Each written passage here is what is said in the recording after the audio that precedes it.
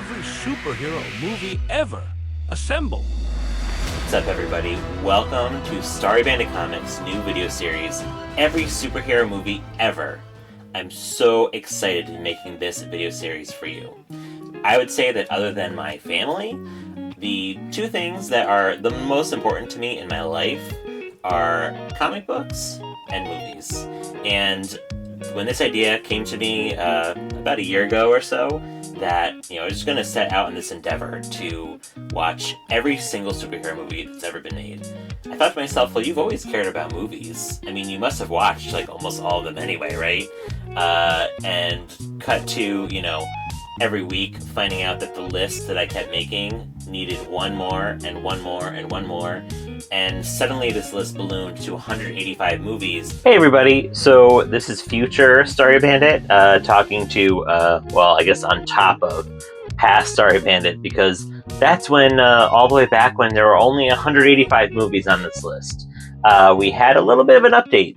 So at the end of the year, I was doing some accounting on Letterboxd and realized that two of the movies I watched were not actually on the superhero movie list. Therefore, I added those in. And then I also figured, well, it's 2026 now. I really have to watch the newest Toxic Avenger featuring Peter Dinklage. So I did add that. I did watch that. It's on the list. It's ranked. So now we have 189 movies on the superhero movie list. All right. So moving forward, I might jump in, I might not, but the number is 189 movies now. Go figure. Enjoy. And then even after making the trailer for this video series, I found one more. We're actually going to count down in this video series 189 superhero movies that I watched, I rated, I ranked, and I'm going to share with you, counting down from the worst movie ever to the best superhero movie ever made. Now, first, I thought this video would be good to give you a little background about me, my love for movies, and then also to give you some criteria about how I picked these superhero movies. So I can remember from a very early age being fascinated not just by movies themselves, which I've always loved, but also just caring about, thinking about who made the movie, how it was made, not just the actors that I've seen in this movie, but, the directors, the writers, even eventually the producers, cinematographers. Those things they're very important to me. And I think what's been really cool is, as the internet has borne out, I wasn't the only one, which is hopefully why you're watching this video series. But, just as an example, I can remember being a young teenager and realizing that I just had this giant hole in my movie watching career. I had not seen any of the Godfather movies. Now, I don't remember exactly how old I was. I don't know, 14, 15. And it wasn't even like, my parents liked movies, but they weren't into it the same way that I was. So it wasn't like they were big Godfather fans. I just felt like that was missing, right? So I remember going to my Blockbuster, picking up the 3 DVDs or VHSs, I don't remember exactly what time frame was what, and picking a Saturday to just go in the TV room in our house and just watch them all back to back. Basically lock myself in because I had to do this. And ever since, my love for movies, for the creation of movies, the creators of movies, has just grown more and more. So I'm really excited to be sharing this with you. So at this point in my life, I would definitely say my favorite social media app is Letterboxd, where I've logged nearly 2,400 movies watched and mostly rated. One of my favorite features of that app and website is the ability to make lists. So I've been doing that for a little while. For the last few years, every movie that I watched for the first time, I kept in a running list over the course of a year, in a private list, and then unveiling it as a public list, so everyone can see the movies that I watched and how I ranked them. Ranking every MCU movie, ranking every specific director's movies that I've watched, and what I think. Wes Anderson is my favorite director, and I've had a Wes Anderson list, forever.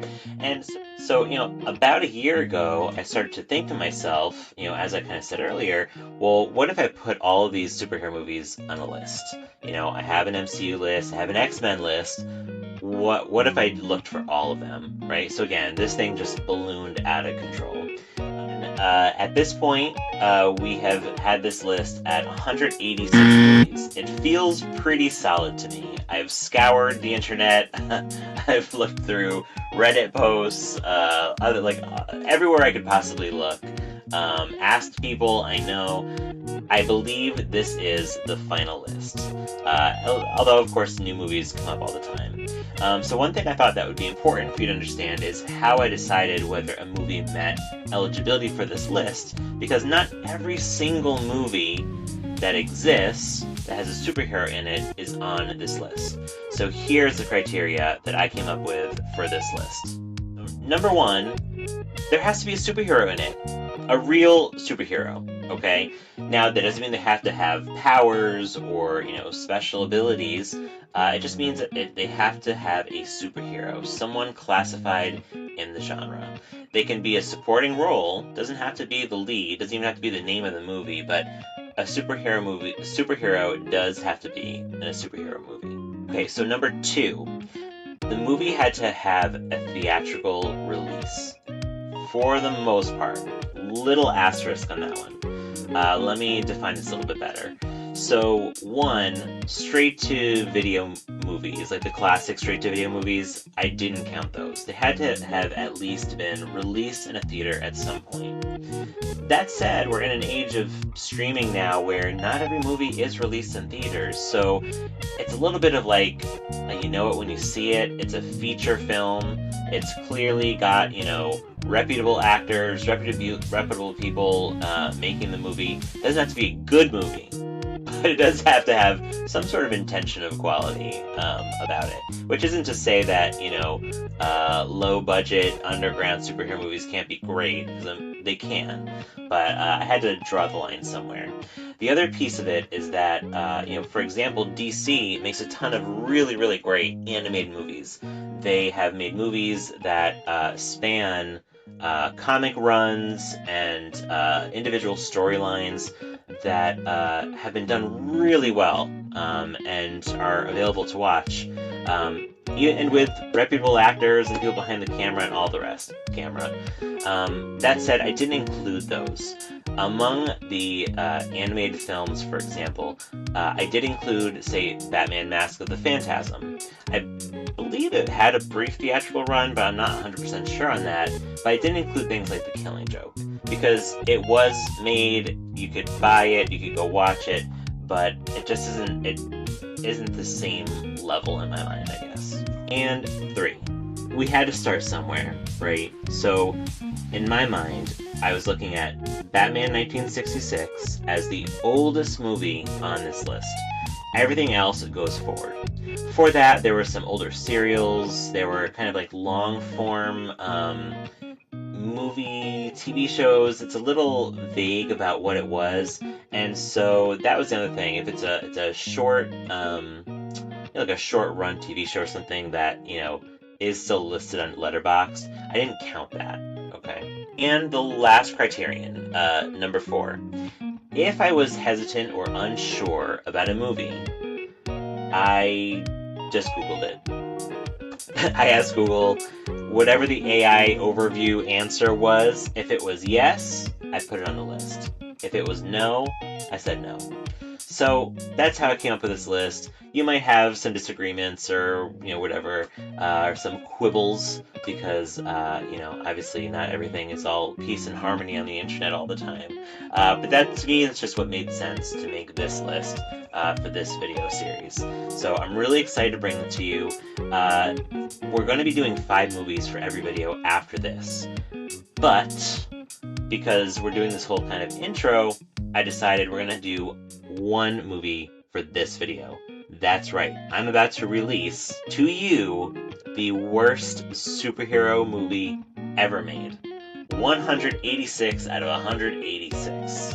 And I think that deserves a drum roll.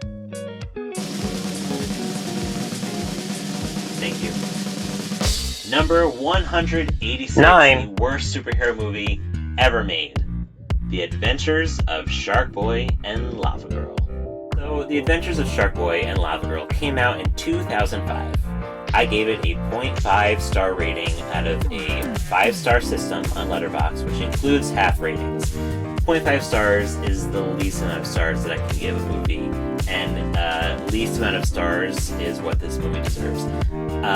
To be honest, going into it, I hadn't watched it before watching it for this series, and I didn't think it was going to be good. I knew it was a kids movie, but I did know that Robert Rodriguez was the director, you know, and Robert Rodriguez has some incredible movies. El Mariachi, Desperado, he did some of Sin City, right? Some like quality people, right? And there are name actors in it, so I went in, you know, pretty blind. And I gotta tell you, from the very beginning, I mean, this movie was just, it left me with a blank stare, okay? We have our main character, little boy, who's living in his dreams and wants to be creative and all that. His father's creative, his mother is like, no, don't be creative ever. And also, let me walk you across the road to school and tell you that your father and I are getting a divorce today, because that's what you do with a kid as you're walking them into school for the day, right? We get George Lopez as the teacher, and it's really an allegory. It's an allegory. It's a Wizard of Oz style story, right? Boy goes in, this horrible tornado comes in, but it's really like Shark Boy and or Lava Girl, I don't even remember, and he's whisked away to this fantasy land. And the idea being, in this fantasy land, he's going to accomplish, all of the things he can't do in real life. He's going to overcome the barriers, get a greater understanding for himself. And I'm sorry, none of that happens. It looks horrible. Okay, there are going to be some examples on this list of the early to mid 2000s movies when they thought they kind of had CGI down, and they just would make entire worlds of CGI. Some went kind of like the Sky Captain and the World of Tomorrow type of like venue, and others just decided to go all CGI slop. And that's what this movie is. I mean, George Lopez's face is stretched across like the evil villain. Like Shark Boy is Taylor Lautner, in case you haven't seen the movie before. A young Taylor Lautner, pre-Jacob, and he's a horrible actor in this movie. I know he's a child. I know. But it's so bad, and just the whole movie is so bad. It was hard. It was a hard watch. I gotta tell you, some of the movies that are really bad, I could watch them, you know. This was like a slog. It was so hard to get through. Our main character gets through the world, and suddenly it's okay to be creative, and he has some relic from the fantasy world, and I don't know, his parents stay together or something. This movie's bad. It's not worth watching. I have to tell you, it's easily, for me, the worst superhero movie that I watched. And I watched a lot of not so great movies, which you will see on this list. Some really, really good ones too, you know. But it's just easily really bad. It's trash. In my mind, this movie is less of a movie than like a venue or vehicle for a Universal Studios ride or something that they intended to make.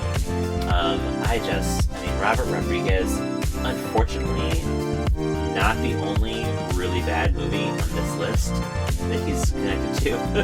But man, what were you thinking there? I gotta tell you. Anyway, that is 186. 9. The worst superhero movie ever. So thank you guys for watching this first video. I'm not always the kind of like, subscribe, comment type of person with these videos, and I've been doing videos for a while at this point on Instagram. But I want this to be interactive if we can. You know, if you want, you can follow me on Letterboxd. You can see movies that I'm watching. I'll probably be rewatching some movies as we go along, just to really cement different standings and things, because things can change over time. And also to comment below. You know, again, I'm not usually that guy, but I think it would be fun. We could laugh, we could debate. People could say, "Oh my gosh, I love that movie. I watched it when I was 7," and I'll just tell you, you were not a very good movie fan at the age of 7. Apparently, you should go watch it again because it's really bad. But anyway, I really appreciate you for watching this video. I hope you continue to watch the videos and engage with me on them. And check back soon for movies 185 through movie 181. Next 5 minutes. Thanks for watching. See you next time. Oh, hey guys, just one more quick thing I wanted to tell you and go over. Regarding the eligibility for this list, it's occurred to me that from now until the end of this video series, superhero movies will probably come out. To be honest, I haven't yet decided if I'm going to kind of slot them in as we go and shift things back. Probably not. We'll see. Or just kind of do probably a movie review of that video or that movie in the video series, and then maybe at the end kind of reshuffle or kind of move things in. But look, this is a dynamic video series. I think it's going to be fun, so I guess we'll find out what happens.